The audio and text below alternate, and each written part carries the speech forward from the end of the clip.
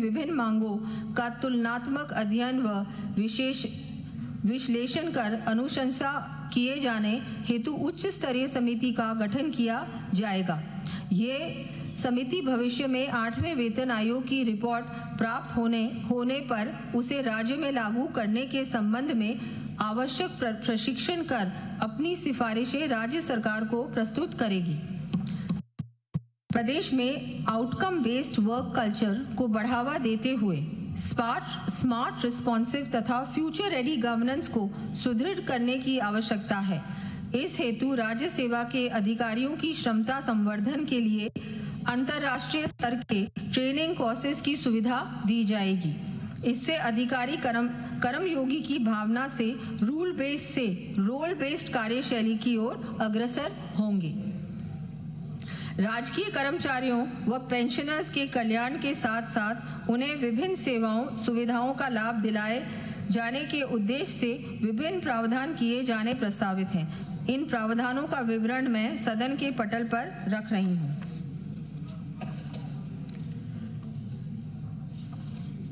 राज्य सरकार तथा सार्वजनिक उपक्रमों के कर्मचारियों के समग्र कल्याण हेतु सैलरी अकाउंट पैकेज लाया जाएगा। इसके अंतर्गत सैलरी अकाउंट के साथ एडवांस डिजिटल बैंकिंग सुविधाएं, रियायती दर पर ऋण तथा बीमा इत्यादि सुविधाएं उपलब्ध करवाई जाएंगी। ये सुविधा 70 वर्ष तक की उम्र के पेंशनर्स को भी दी जाएगी। राजकीय कार्यालयों में महिला कार्मिकों को तनाव मुक्त वातावरण उपलब्ध कराने के उद्देश्य से कार्यालय समय में उनके 6 माह से 6 वर्ष तक के बच्चों की देखभाल हेतु चरणबद्ध रूप से मुख्यमंत्री शिशु वात्सल्य सदन खोले जाएंगे। आमजन को जन कल्याणकारी योजनाओं का समयबद्ध लाभ दिलाने, स्थानीय समस्याओं के त्वरित निस्तारण तथा विकास को गति प्रदान करने के उद्देश्य से ग्रामीण एवं शहरी निकायों के जनप्रतिनिधियों और इनके मुख्य प्रशासनिक अधिकारियों की वित्तीय शक्तियों की सीमा में बढ़ोतरी की जानी प्रस्तावित है।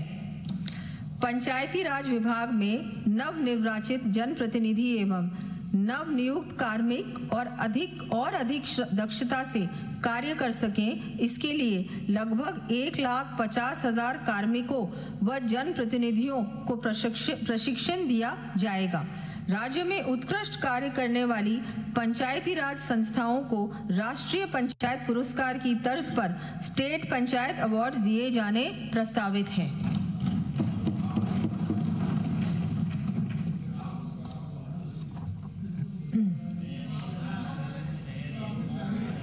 8वां स्तंभ कृषि विकास एवं किसानों का कल्याण। कृषि बजट।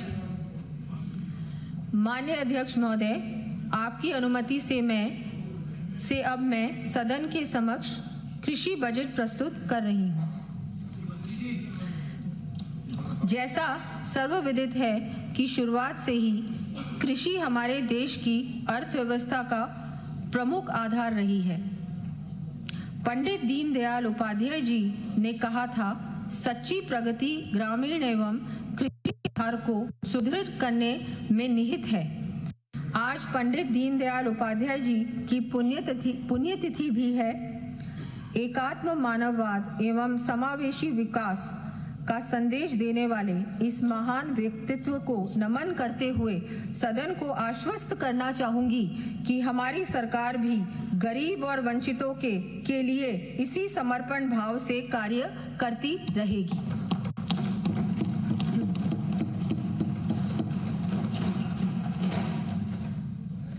हमारी सरकार वर्ष 2047 तक राजस्थान टेक्नोलॉजी ड्रिवन अग्रणी कृषि शक्ति बनाए जाने के लिए प्रतिबद्ध है।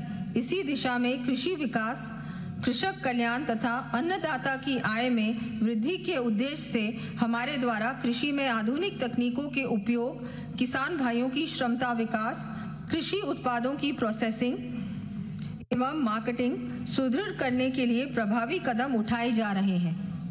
साथ ही सिंचाई, पशुधन व डेयरी क्षेत्र को भी सशक्त किया जा रहा है। सिंचाई।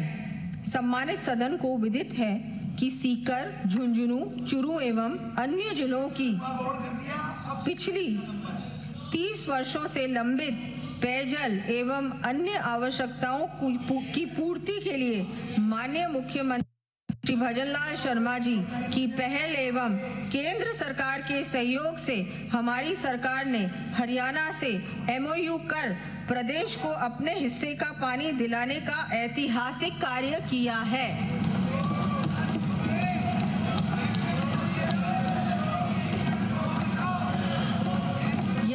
यमुना जल को हथनी कुंड बैराज से शेखावटी क्षेत्र तक लाए जाने के लिए 32,000 करोड़ रुपए की लागत की इस परियोजना के अंतर्गत कार्य शीघ्र ही प्रारंभ किया जाएगा।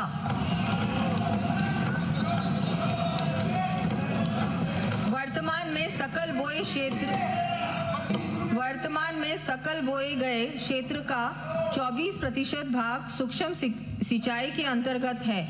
विकसित राजस्थान की संकल्पना को मूर्त रूप देने के लिए इसे वर्ष 2030 तक बढ़ाकर 51% किए जाने हेतु आगामी वर्ष राज्य में लगभग 3 लाख हेक्टेयर क्षेत्र में सिंचाई हेतु सूक्ष्म सिंचाई संयंत्र स्थापित किए जाएंगे।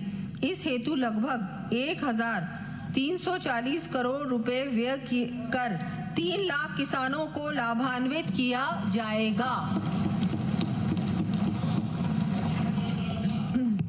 प्रदेश में सिंचाई सुविधाओं से संबंधी विभिन्न कार्य 11,300 करोड़ रुपए से अधिक की लागत से करवाए जाने की मैं घोषणा करती हूं।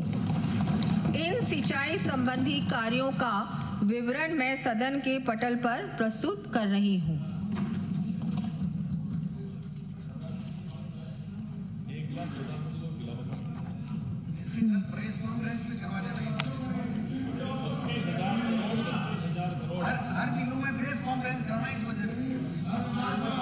अब देखिए तो सही कितने सारे पन्ने हैं, अभी भी चल रहे हैं। 32,000 करोड़ का सब्सिडी योजना से निश्चित होगी। 32,000 करोड़ 32,000 करोड़ आपके जिक्र में